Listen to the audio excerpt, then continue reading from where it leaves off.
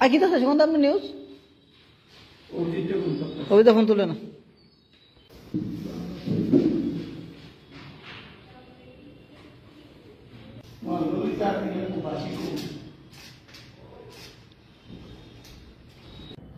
তো প্রশাসনের লোক এটার কোনো সদুত্তর দিতে পারেনি। পরে জানতে পারলাম স্থানীয় এমএলএ নাকি ওদের সঙ্গে ফোনে বার্তালাপ করেছে। ফোনে কি কথা হয়েছে, কি প্রতিশ্রুতি দিয়েছে জানি না। তারপরের ঘটনা দেখা গেল কি পরের দিন এই বাঙালি অংশের মানুষ যে রাস্তা অবরোধ করলো তার পাল্টা অবরোধ করলো আবার এই পাশের গ্রামের তারা। সবাই আশঙ্কা করছে, অনুমান করছে যে এরাই হয়তো আগের দিন, এদের মধ্যে কেউ কেউ হয়তো এই ঘটনায় যুক্ত ছিল। এখান থেকে কোত্থেকে আসবে দূরের লোক, কোত্থেকে আসবে? কাজেই এই জায়গায় দাঁড়িয়ে আমরা বাঙালি ত্রিপুরাজ্য কমিটি আমরা যে কথাটা এতদিন ধরে বলে আসছি যে এইটা একটা মহড়া, এডিসি এলাকাতে বাঙালিকে থাকতে দেওয়া হবে না, এটা হচ্ছে তাদের প্রথম টার্গেট। অন্তিম টার্গেট হচ্ছে ত্রিপুরাজ্য থেকে বাঙালিকে উৎখাত করা হবে। আপনারা জানেন কিছুদিন আগে রায়বাড়িতে ঘটনা ঘটেছিল, মানে পরপর ঘটনা হয়ে চলেছে। বাম আমল আমরা দেখেছি, উপজাতি তুষণ, উগ্রপন্থী তুষণ, বর্তমানেও আমরা দেখছি, জুট আমল আমরা দেখেছি। কেউ বাঙালিদের পক্ষে নেই, আমাদের পক্ষে নেই। এই হচ্ছে আমাদের বক্তব্য। বর্তমান সময়ে দাঁড়িয়ে আমরা যেটা বলতে চাই, সব মানুষের একটা ধৈর্যের একটা শেষ সীমা আছে। আমরা আর কত সহ্য করব, কত নির্যাতন ভোগ করব, কত অত্যাচার সহ্য করব, কাকে আমরা বিশ্বাস করব?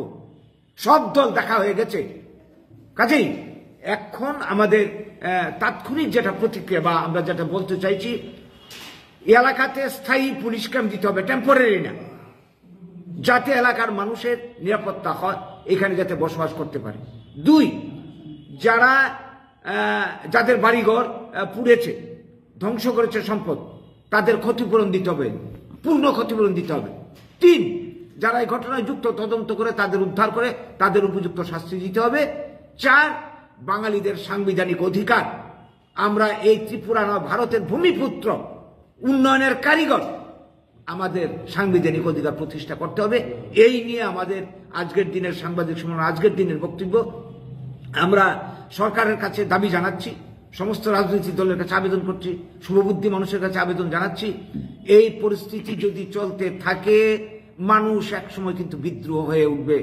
এবং মানুষ যদি হিংসার আশ্রয় নেয়, যদি আইন শৃঙ্খলার অবনতি ঘটে, পরিস্থিতির কারণে এর জন্য দায়ী থাকবে শাসক দল এবং যারা রয়েছে দায়িত্বশীল বিরোধী দল তারাও।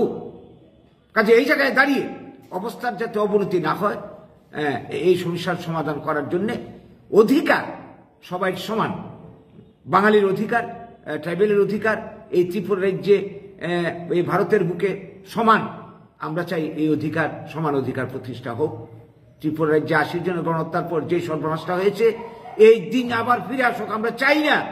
কিন্তু পরিস্থিতি আমরা যেটা দেখছি, ভিতরে ভিতরে এই উপজাতি জনগণ বা যাদের এদেরকে যারা উস্কানি দিচ্ছে, আপনারা হয়তো জানবেন, কিছুদিন আগে শুনলাম প্রদ্যুৎ কিশোরজি একটা বক্তব্য রেখেছেন যে এডিসি এলাকাতে আমরা কাউকে, কোনো বাঙালিকে থাকতে দেব না, ভূমির অধিকার, ব্যবসার অধিকার, কোনো অধিকার আমরা ভোগ করতে দেব না। এটারই কি প্রতিফলন, এটারই কি প্রতিক্রিয়া? আমার তো মনে হয় এই বক্তব্যটা উস্কানি হিসাবে কাজ করেছে এই দিনের ঘটনার পেছনে। আসলে শুধু প্রদ্যুৎ বাবুই নয়, যারাই আছে প্রদ্যুৎ বাবুর সঙ্গে, বিজয় বাবুর থেকে শুরু করে যারাই আছে, অতীতে তাদের ইতিহাস আপনারা জানেন, সবাই জানেন, কেউ বাঙালিকে সহ্য করতে পারে না। সেই সঙ্গে এই যে বিভিন্ন রাজনৈতিক দলের ভূমিকা, ভোটের রাজনীতি, ক্ষমতার রাজনীতি বাম এরা করে গেছে, জুট আমলে কংগ্রেস করেছে, বর্তমানে যারা আছে তারাও ক্ষমতার জন্যে তারাও কিন্তু তুষামত করে চলেছে এতদিন ধরে। তারই ফলশ্রুতি এটা।